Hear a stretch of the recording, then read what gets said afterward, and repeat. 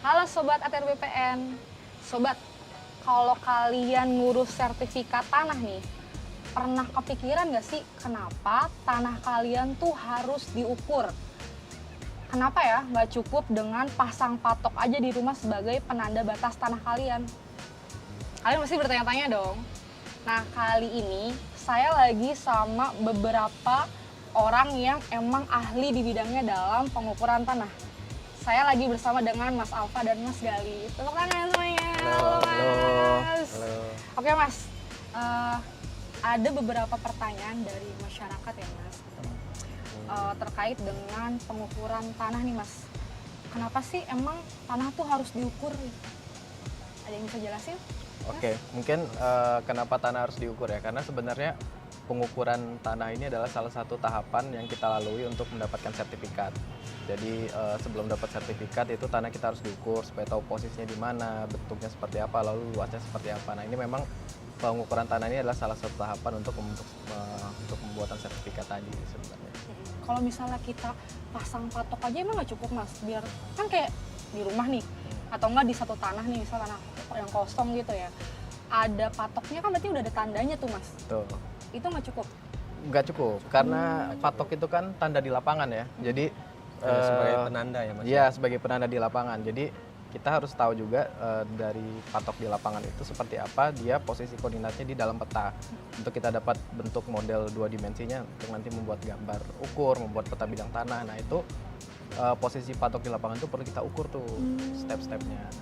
Ada ketentuannya gitu nggak, Mas? Kalau misalnya kita memasang patok tuh, patoknya harus kayak gimana tuh, Mas? Ada. Ada ketentuannya yang tentunya itu ada standar yang memang dari BPN juga ya, biasanya itu ada patok berupa beton. Karena kadang-kadang masyarakat juga asal patok tuh bambu asal dipatok, nah itu nggak boleh itu. Oh, kalau bambu tuh nggak boleh? Sebetulnya boleh, hanya dia lebih bagus patok yang memang betul-betul patok. Contoh misalkan ada pipa dikasih semen itu lebih bagus. Karena kalau patok kayu atau ini kan sebetulnya bisa Kalau rusak yang ya. nggak permanen tuh gampang rusak, gampang dicabut.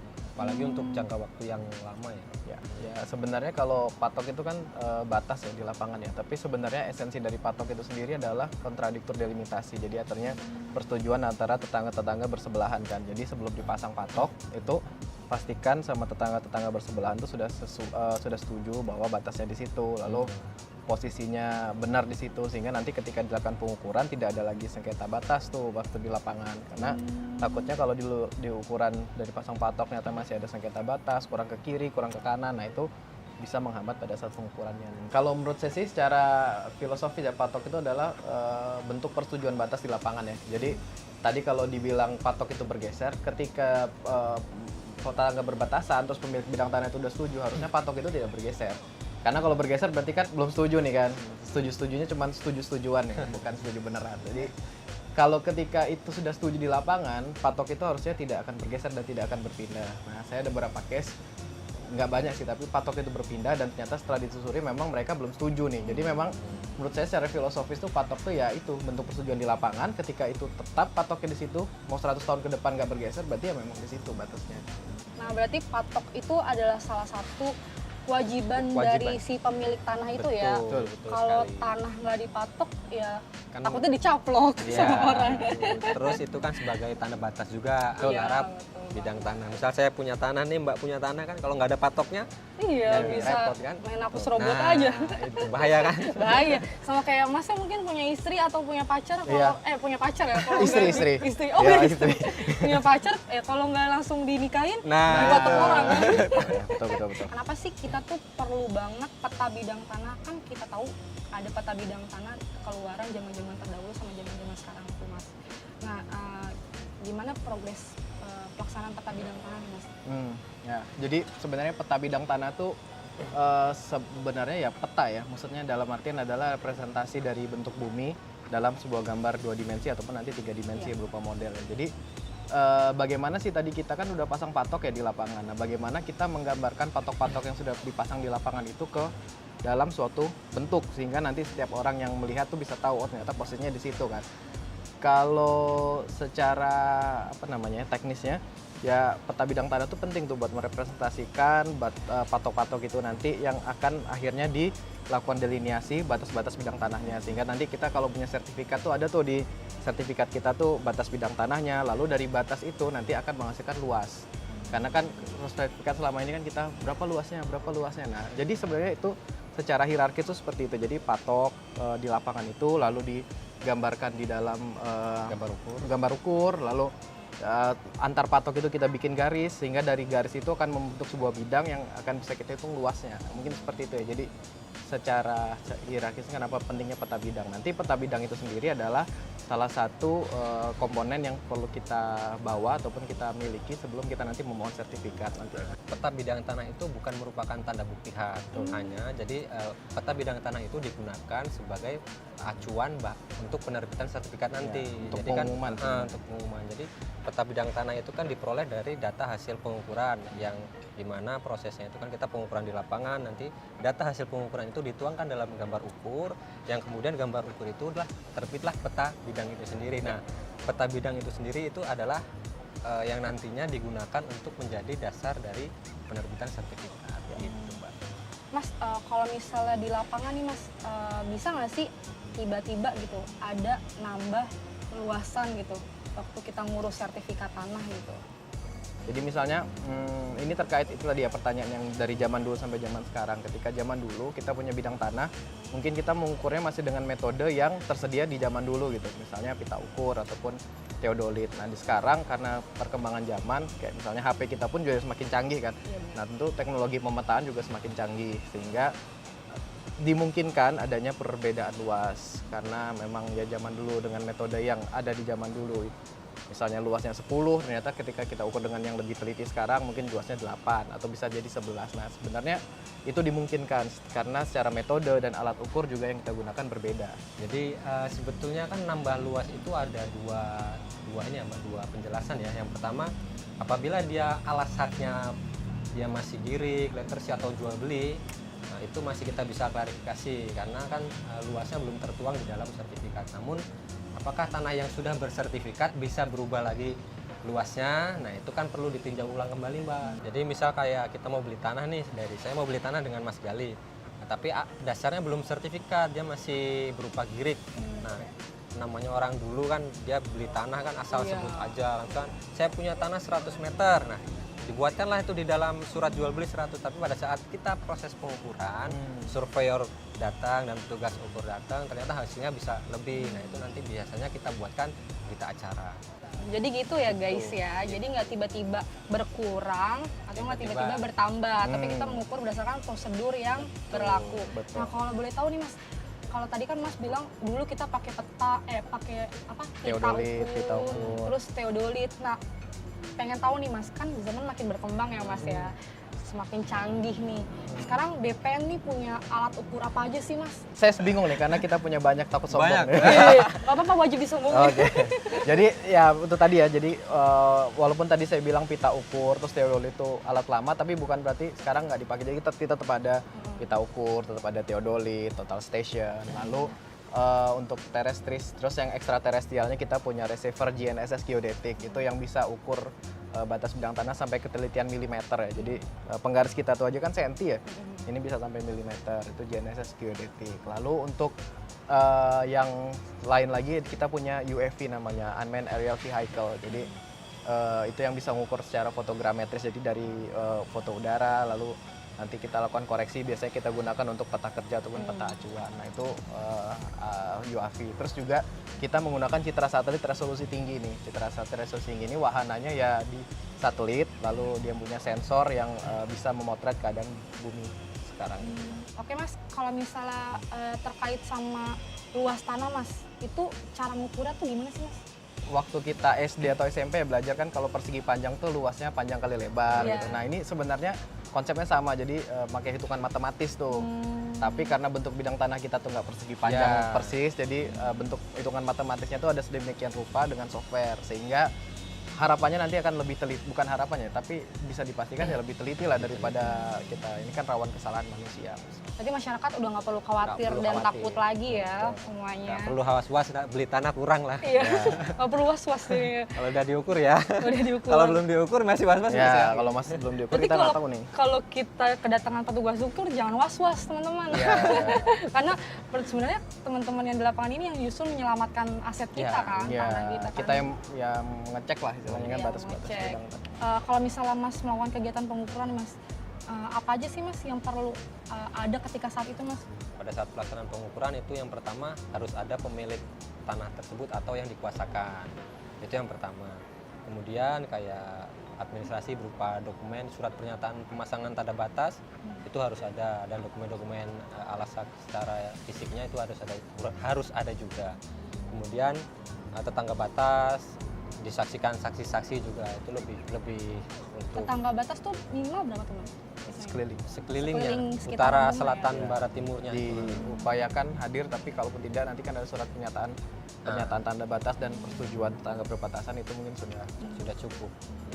ya intinya kalau di lapangan sih sebenarnya karena kita pekerjaan pengukuran dan pemetaan ini kan beda sama pengukuran pemetaan selain kadastral ya. Jadi Iya. kadastral ini ada aspek legalnya. Jadi selain tadi aspek teknis yang harus dipenuhi kayak seperti patok, terus alat ukur yang tersedia, tapi juga kita tidak boleh melupakan aspek administrasi nih kayak tadi yang disampaikan Mas Alfa, ada surat pernyataan pemasangan tanda batas, persetujuan tetangga. Nah, itu yang sedikit membedakan antara pengukuran dan pemetaan kadastral dengan pengukuran dan pemetaan lainnya gitu.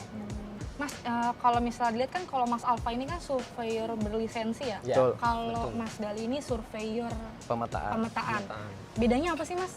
Ya, jadi sebenarnya kalau surveyor pemetaan di BPN itu sebenarnya ada dua ya. Jadi yang ASN seperti saya ini, dan ada yang Mas Alfa dari Mitra, SKB, ya. Mitra, jadi Mitra, surveyor ya. kadaster berlisensi. Nah, memang mengingat pekerjaan BPN ini yang banyak ya, jadi wilayah Indonesia kan luas sekali kan. Jadi dengan petugas ukur ASN yang tersedia ini kan akan menambah waktu lebih lama ya. Jadi kalau dikerjakan kita semua, jadi memang kita membutuhkan kerjasama lah dengan mitra-mitra SKB ini sehingga pekerjaan tadi yang banyak dan wilayah Indonesia yang luas ini bisa tercakup pemetaannya lengkap gitu katanya. Jadi kalau untuk jadi surveyor berlisensi itu pertama kita harus mendapatkan lisensi dari Kementerian ATR BPN. Jadi kita dapat lisensi dulu nih.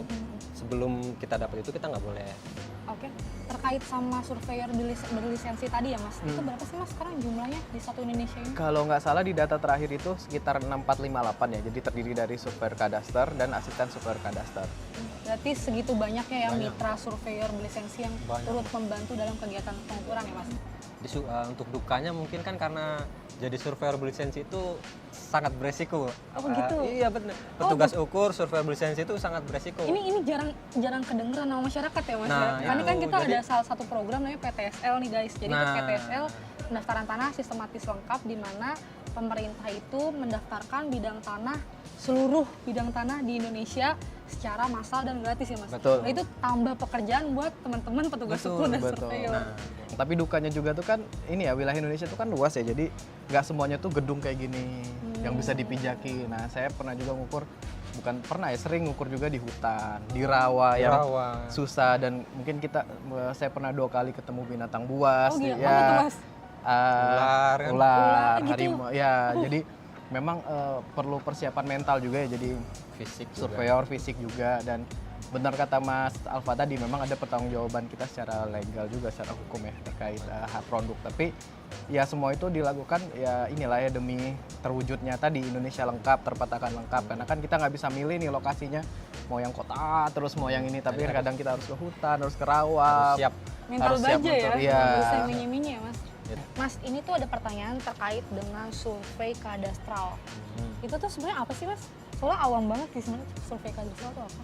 Survei kadastral sebenarnya ini ya pekerjaan pengukuran pemetaan untuk tujuan kadastral ya. Jadi kadastral itu sendiri kan dari katanya kan kadastral, secara kadaster. Nah, kadaster itu sendiri tuh untuk penggunaan pendaftaran tanah. Jadi survei kadastral itu sebenarnya adalah proses pengukuran pemetaan bidang tanah yang bertujuan untuk pendaftaran tanah nantinya. Nah, yang membedakan sebenarnya survei kadastral ini dengan survei lain, kan kita juga ada tuh pengukuran pemetaan, misalnya rupa bumi atau pengukuran pemetaan Topografi. topografi. Nah, ini adalah perbedaannya adalah ada aspek legal selain aspek teknisnya. Jadi legal itu adalah terkait dengan kepemilikan tanah, terus objeknya itu sendiri adalah bidang tanah yang memiliki pemilik dan berbatasan dengan pihak lain, sehingga diperlukan selain teknis juga aspek administrasi yang penting di sini dalam prosesnya itu. Kalau proses dari awal sampai akhir sih sebenarnya survei kadastral itu mulai dari persiapan tadi, misalnya penyiapan administrasi, alat, terus peta kerja, lalu penyiapan alat itu ya kita menyiapkan alat ukur, dikalibrasi, terus habis itu di lapangan kita melakukan pengukuran titik perapatan, titik kontrol, lalu kita pengukuran hasilnya nanti adalah gambar ukur yang diolah. Setelah gambar ukur lalu kita lakukan pemetaannya pun di peta pendaftaran kita yang sekarang sudah online ya. Peta pendaftaran, terus setelah pemetaan, lalu dokumen-dokumen warkah kepemilikan itu nanti akan dilakukan pengarsipan. Jadi prosesnya kurang lebih seperti itu sih, ya melibatkan aspek teknis dan juga aspek legalnya. Itu lebih ke teknisnya ya teman-teman terkait dengan survei kadastral ya. Ternyata sepenting itu ya Mas. Karena kalau nggak ada kegiatan pengukuran ya nggak ada sertifikat tanah. Nggak ada. Iya nggak sih Mas? Nah kalau terkait kita punya kan yang namanya Bumi ATR BPN tuh, dimana kita bisa melihat peruntukan tanah ini untuk apa, ini apa gitu. Itu ada kontribusi dari teman-teman petugas ukur apa nggak? Iya, jadi kalau Bumi itu kan sebenarnya peta yang di sana kan hasil dari teman-teman petugas ukurin yang di lapangan kan. Ketika setelah diukur, dipetakan, lalu diupload di peta pendaftaran yang bisa dilihat online sekarang melalui Bumi. Bisa akses ya. Semua bisa akses. Jadi fungsi kontrolnya pun selain kita ada beberapa QC juga, setelah keluar masyarakat pun bisa langsung melihat produk kita, sehingga nanti ketika ada ketidaksesuaian ataupun keberatan bisa langsung menyampaikan kepada kita. Nah, jadi teman-teman tuh masyarakat bisa mengontrol pekerjaan dari kita juga ya Mas ya, dari Bumi ATR BPN gitu. Nah, Untuk ngecek sih. ya untuk ngecek peruntukannya ya Mas ya. Tadi kita tuh udah ngobrol banyak sama Mas Alfa sama Mas Gali, terus jadi banyak banget tahu kan tentang patok tanah, tentang pengukuran tuh kayak gimana, prosesnya, suka dukanya ya Mas ya. Dan yang paling saya tangkap sih kayaknya ideal banget jadi petugas ukur ya buat jadi mantu idaman ya Mas. Iya. Mungkin ada yang ingin disampaikan terakhir kepada masyarakat Mas, pesan-pesannya Mas? Mas Alfa dulu. Kalau saya sih sebagai pelaksana di lapangan, Sebagai mitra juga ya ya Mas ya? sebagai mitra ATR BPN juga, sebagai surveyor berlisensi juga, mengingatkan ke masyarakat untuk lebih peka terhadap pemasangan tanda batasnya. Terus apabila sudah bersertifikat tanahnya, tolong dipelihara tanahnya. Dalam arti dipelihara itu ya tanda batasnya dicek, jangan hanya punya tanah tapi dibiarkan. Ya. Nah itu hanya menimbulkan konflik nantinya. Oke, kalau dari Mas Gali? Kalau dari saya sih bener sih Mbak, jadi memang patok harus dijaga, terus ketika sudah nanti misalnya keluar sertifikat, mohon dikuasai secara efektif, karena banyak juga permasalahan timbul karena tidak dikuasai, tanah tidak diusahakan. Nah selain itu juga mohon pada masyarakat untuk mensukseskan kegiatan PTSL ataupun pengukuran bidang tanah, karena jangan takut, maksudnya pengukuran ini adalah nanti akan memberikan kepastian hukum nih buat masyarakat. Jadi kita harapkan bersama-sama lah kita menuju ke kepastian hukum pemilikan bidang tanah, lalu mengurangi sengketa dan nanti bisa mengurangi konflik bidang tanah juga. Intinya tetap jaga batas tanahmu dan ikut turut sukseskan gerakan pemasangan tanda batas atau gema patas. Oke, terima kasih banyak sharing-sharingnya Mas Makasih. Gali sama Mas Sama-sama. Alfa. Jadi teman-teman Sobat ATR BPN, sekian dari kami. Kurang lebihnya mohon maaf. See you di next video selanjutnya.